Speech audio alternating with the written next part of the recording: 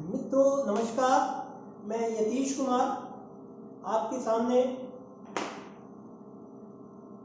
वैदिक गणित लाने वाला हूं और आप वैदिक गणित को बहुत सारे एपिसोड्स में वॉल्यूम वाइज देख सकेंगे, क्योंकि नेशनल एजुकेशन पॉलिसी 2020 के अनुसार वैदिक गणित को अब अनिवार्य किया जा रहा है कक्षा 4 और 5 में, और 6, 7, 8 में पहले से ही परिशिष्ट के रूप में पीछे लगा हुआ है।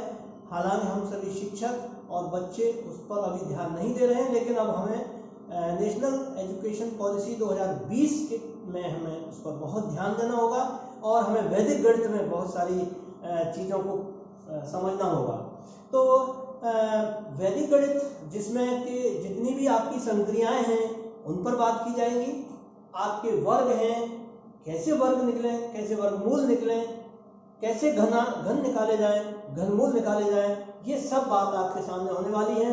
और भी इसके अतिरिक्त बहुत सारी ट्रिक्स इसमें बताई जाएंगी। और क्योंकि आज का जो प्रतियोगितात्मक युग है जिसमें हमें सवालों को बहुत तेजी से सॉल्व करने की आवश्यकता पड़ती है, जिसमें हम यदि परंपरागत विधि से उनको सरल करते हैं तो वो बहुत टाइम टेकिंग होते हैं। और आज जो वैदिक गणित हम करने जा रहे हैं, इससे आप बहुत सारी चीज़ों को बहुत जल्दी सॉल्व करने वाले हैं, सरल करने वाले हैं। तो निश्चित रूप से मैं आपके समक्ष ये लेके आ रहा हूँ। तो आज मैं इसको आपके सामने शुरू करता हूँ। आप कृपया इसको ध्यान से देखेंगे और सुनेंगे, ऐसा मेरा विश्वास है। धन्यवाद। तो मैं शुरू करता हूँ इसको।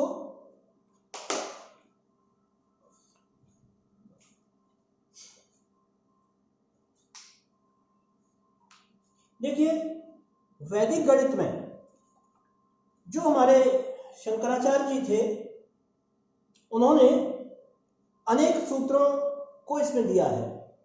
जो संस्कृत में सूत्र दिए हुए हैं वो 16 सूत्र हैं और 13 उपसूत्र हैं। तो जो 16 सूत्र हैं उनको हम एक एक करके लेंगे, हम एक साथ नहीं ले रहे हैं। एक साथ लेंगे तो इसमें हम समझने में हमें कठिनाई होगी। तो हम पहले हम लेते हैं कि जैसे उन्होंने एक सूत्र लिया था, एक न्यूनेन पूर्वेण, ये एक फॉर्मूला है, इस पर आधारित सवाल है। तो उनको लेंगे हम, क्वेश्चंस हैं। इसके बाद में एकाधिकेन पूर्वेण, एकाधिकेन पूर्वेण, ठीक है, ये है। इसके बाद में हम एक बात करेंगे निखिलम विधि पर, निखिलम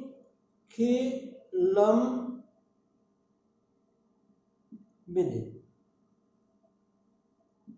फिर एक बात करेंगे ऊर्ध्व तिर्घ्यभ्याम,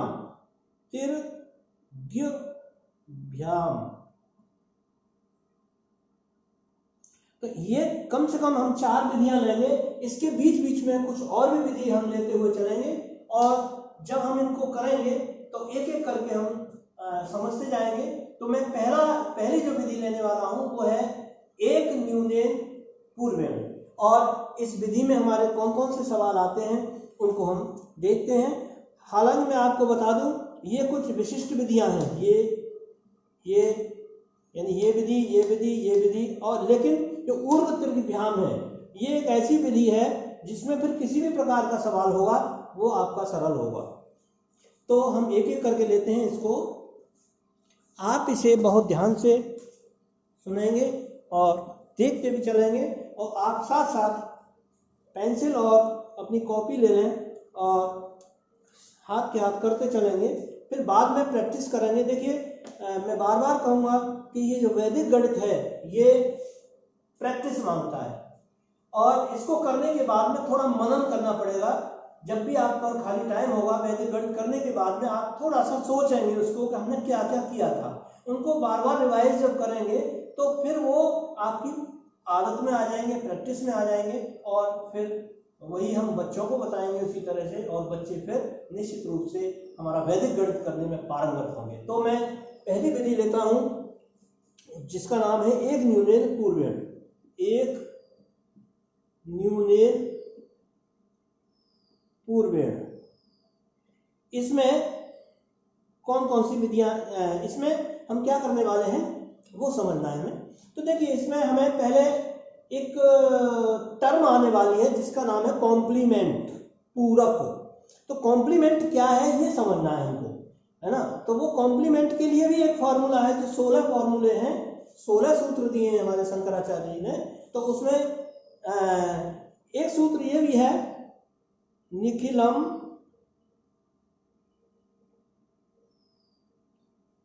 नवतः चरमम दशतः,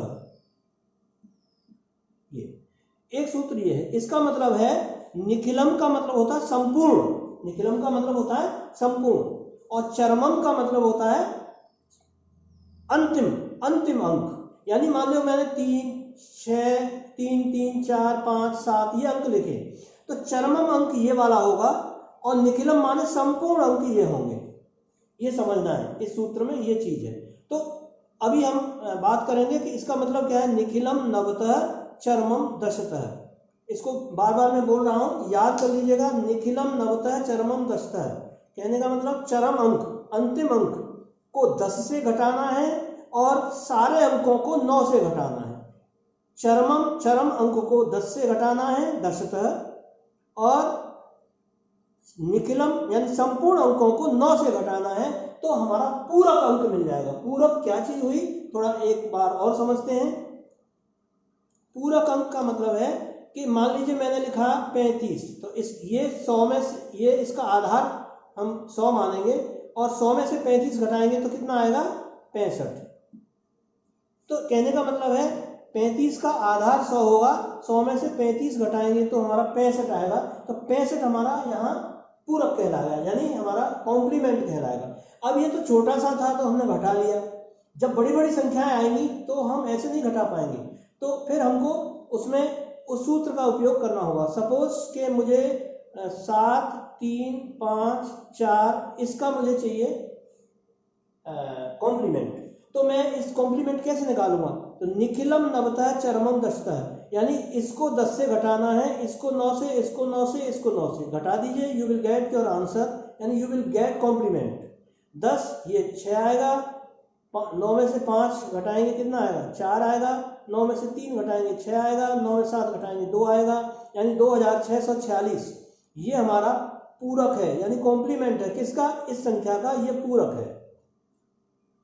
ठीक है, तो हमें इस तरह से सवालों में जरूरत पड़ेगी, जहां भी जरूरत पड़ेगी इनका हम उपयोग करेंगे, इस कॉम्प्लीमेंट का उपयोग करेंगे। एक बार कॉम्प्लीमेंट और समझ लेते हैं बड़ी से बड़ी संख्या का, कि मान लीजिए 3, 1, 2, 5, 4, 7 ये है, इसका मुझे कॉम्प्लीमेंट निकालना है। तो कॉम्प्लीमेंट कैसे निकालूंगा मैं, इस अंतिम अंक को 10 से घटाऊंगा, अन्य को 9 से घटाऊंगा, तो ये क्या आएगा आंसर, 3, 5, 9 से 5 4, 9 से 2 7, 9 से 1 8, 9 से 3 6। तो ये कॉम्प्लीमेंट आ गया, इस संख्या का ये कॉम्प्लीमेंट आ गया। तो हमें कॉम्प्लीमेंट की जहां भी जरूरत पड़ेगी उसमें उस सूत्र का उपयोग करेंगे जिसका नाम है निखिलम नवतः चरमम दशतः। अब एक न्यूनेन पूर्वेण में कौन कौन से गुण्य और गुणक होंगे ये हमें समझना है। इसको समझने के लिए हम देखते हैं कि किस तरह के प्रश्न होंगे। इसमें 3 प्रकार के प्रश्न बनते हैं।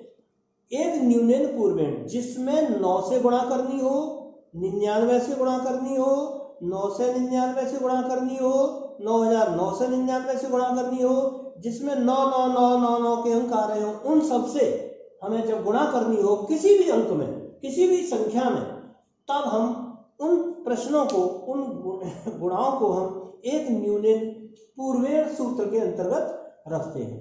तो थोड़ा ध्यान देंगे, ये 3 प्रकार के प्रश्न बन सकते हैं। वो 3 प्रकार कौन से हैं कि एक तो वो संख्याएं जैसे कि जिसमें गुण्य और गुणक दोनों में अंक बराबर हो, डिजिट्स बराबर हो। जैसे मैंने लिया कि 35 में गुणा करना 99 का, या 356 में गुणा करेंगे तो 999 से किया। तो देखिए यहाँ ये डिजिट्स बराबर हैं, ये डिजिट्स बराबर हैं, है ना, ये प्रथम प्रकार का फर्स्ट काइंड हो गया है। इसी तरह से ऐसे प्रश्न भी बनेंगे कि जिसमें यहाँ 9 के अंक, तो मान लीजिए ये 2 हैं और यहाँ आपने लिया 3 5 और यहाँ आपका है ये, तो कहने का मतलब है डिजिट्स यहाँ ज़्यादा हो गई 1 2 3, लेकिन यहाँ डिजिट्स 2 हैं। एक इस तरह के प्रश्न बनेंगे जिसमें डिजिट्स ये 9 वाली ज़्यादा होंगी और ये 35 लिखा है या कोई भी अंक 2 अंकी लिखा होगा यहाँ पर। तो हम इस तरह के प्रश्नों को करने के लिए सिंपली क्या करेंगे कि यहाँ एक शून्य बढ़ा देंगे और फिर वही 3 डिजिट ये हो गई, 3 डिजिट हो गई ये, और जो मेथड हमने यहाँ लगाया है वही मेथड हम यहाँ लगाएंगे। तो ये दूसरा टाइप हो गया। अब तीसरा टाइप जो होगा वो वेरी वेरी इंपॉर्टेंट है, उसको थोड़ा सा हम हल्का सा उसमें एक ट्रिक, जब सवाल सरल करेंगे तब देखेंगे उसमें ट्रिक को बदलेंगे थोड़ा सा। उसमें वो सवाल कैसे होंगे, पहले हम उसका स्ट्रक्चर समझ लेते हैं कि मान लो मुझे 3 से 56 में गुणा करनी है 9 और 9 से, तो यहाँ ये डिजिट्स कम है और ये ज़्यादा है। देखिए यहाँ बराबर थी, ये डिजिट्स भी बराबर कर ली हमने, लेकिन यहाँ हम बराबर यहाँ 0 लगा के नहीं कर सकते, ये नहीं करेंगे, ये ध्यान रखना है। ये इसीलिए ये महत्वपूर्ण प्रश्न होगा। चाहे मुझे 7 7 0 में गुणा करना है 9 9, यहाँ और 7 भी बढ़ा सकते हो और भी बढ़ा सकते हो, कुछ भी कर सकते हो, लेकिन ये कम होना चाहिए। जब ये कम है तो इस तरह के प्रश्नों को कैसे हल करेंगे, ये हम तीनों पे बात करेंगे, लेकिन इन 2 को एक ही तरह से करेंगे और ये थोड़ा सा हट के किया जाएगा। ज़्यादा अंतर नहीं है, ये थोड़ा सा अंतर ये हट के किया जाएगा। तो देखिए मैं अब लेता हूँ इसको, यानी पहला टाइप 1 कौन सा है। मान लीजिए मुझे 45 में गुणा करनी है 99 की, तो आंसर क्या आएगा, एक न्यूनतम पूर्वेण यानी पूर्व इस संख्या को इसमें एक कम करना है आपको, यहाँ एक कम कर देना है, ठीक है। तो कम करेंगे तो क्या आ जाएगा, यानी 5 में से एक कम कर देंगे यानी 44। अब सिंपली क्या करना है, ये जो संख्या बच गई है इसका कॉम्प्लीमेंट यहाँ लिखना है, बस आंसर आपके सामने होगा। कॉम्प्लीमेंट लिखेंगे तो इसको 10 से घटाना है, इसको 9 से घटाना है। निखिलम नवतः चरमम दशतः, इसका उपयोग करेंगे। तो 10 में से 5 गए 5 और 9 में से 4 गए 5, ये आंसर होगा। जब आपकी प्रैक्टिस में आ जाएगा तो ये मन ही मन में हो जाएंगे। यहाँ अभी तो मुझे लिखने पड़ रहे हैं, फिर आपको लिखने नहीं पड़ेंगे। जब प्रैक्टिस में आ जाएंगे तो आप मन ही मन में एक ही लाइन में आंसर लिख देंगे, ठीक है। अब मैं एक और सवाल लेता हूं कि मान लीजिए मैंने सवाल लिया 7 3 2 1 5 और इसमें गुणा करना है 9 9 9 9 9, क्योंकि ये बराबर अंक लेने हैं मुझे डिजिट्स 1 2 3 4 5 1 2 3 4 5। अब इसका यदि आप वैसे गुणा करेंगे तो it will take a lot of time.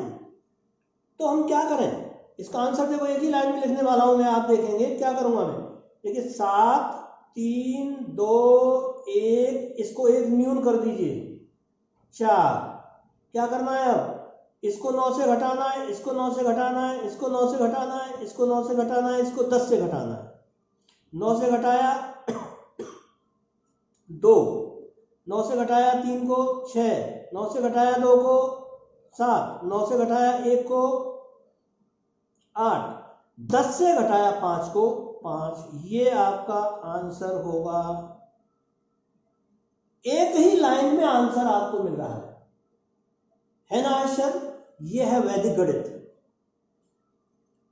तो इस तरह का प्रश्न, अब ये प्रश्न का स्ट्रक्चर आपको बस समझना है, ये स्ट्रक्चर है, तो हम इस मेथड का उपयोग किसी भी प्रश्न के लिए कर सकते हैं। अब मैं इसका दूसरा टाइप और ले लेता हूं, ये आप आसानी से कर लेंगे, आप स्वयं प्रैक्टिस करिए इसके लिए।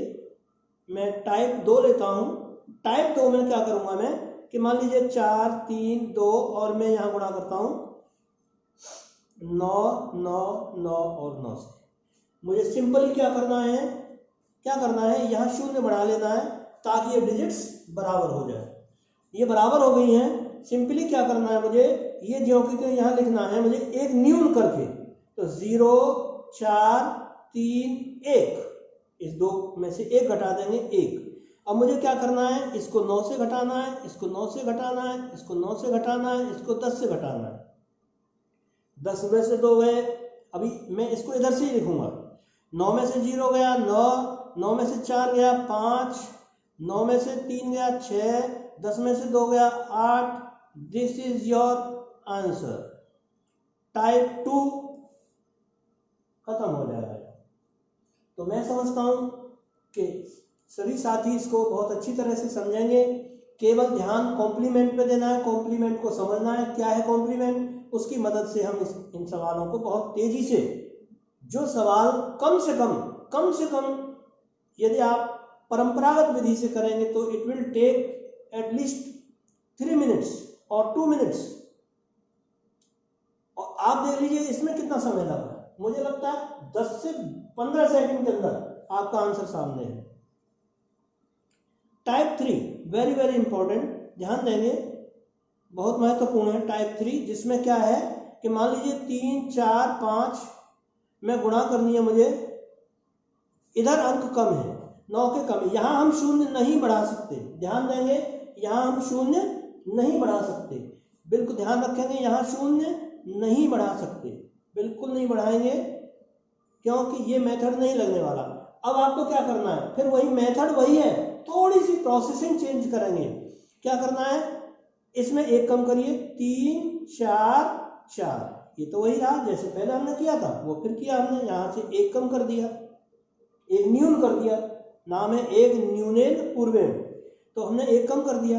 अब क्या करना है, इन दोनों 9 को यहां उतार लें और इस संख्या को जो कम किए न्यून किए, इसी को इसमें से घटा दें, जो संपूर्ण अंक है इसमें से घटा दें। 3 4 4, समझिए इसको, दोबारा समझिए क्या किया मैंने, इसी अंक को 344 जो इसमें से 1 न्यून किया है, ये इसी संख्या को इस पूरे अंक में से, पूरी संख्या में से घटा देंगे, बस आंसर आ जाएगा आपके सामने। घटाइए इसको।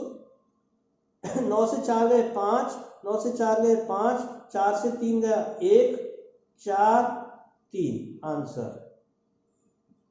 केवल इतना अंतर है इसमें। तो इस तरह के प्रश्नों को आप भी करिए, आप सॉल्व करिए इनको। कहीं दिक्कत आती है तो हम अगले वीडियोस में फिर बात करेंगे आपसे, और ये जो प्रश्न हैं इनकी प्रैक्टिस करिए आप सभी से। तो मेरा आग्रह है कि निश्चित रूप से 1 न्यूनेन पूर्वेण पर आधारित जितने भी प्रश्न हैं आप स्वयं सॉल्व करिए, और कहीं दिक्कत आती है तो हम इस पर फिर पुनः बात कर लेंगे। और अगला जो वीडियो होगा वो अगला, ये वॉल्यूम नंबर 1 है, और इस वॉल्यूम नंबर 1 पर आधारित आप प्रश्नों को करेंगे, और उसके बाद में मैं अगला वॉल्यूम में दूसरे मेथड को उपयोग करूँगा। धन्यवाद।